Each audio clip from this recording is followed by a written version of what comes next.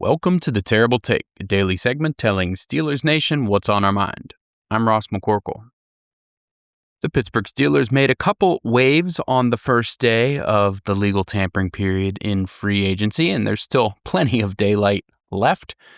365 days after they traded for DK Metcalf, they are adding Michael Pittman Jr. from the Indianapolis Colts.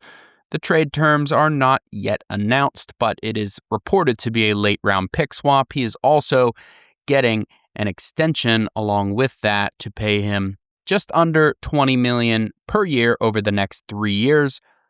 Seems like he's going to be under contract through 2028. DK Metcalf under contract through 2029. Of course, that leaves the question of who's going to throw them the ball.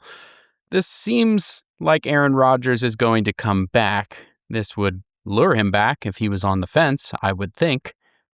And the Steelers' long search for a wide receiver too is finally at an end. Now, will they add a top wide receiver 3? They have 12 draft picks. It's still very possible they could add a receiver in the draft.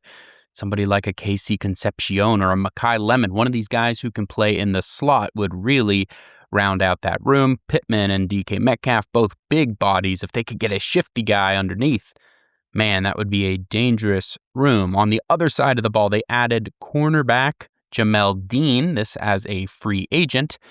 He's going to be signing. I can't make that deal official until the start of the new league year on Wednesday, but one of the top corners in the free agent class, and he won't count against the team's comp pick formula, which means the Steelers are likely to once again get some comp picks back in next year's draft, a draft that's supposed to be rife with quarterback talent, by the way.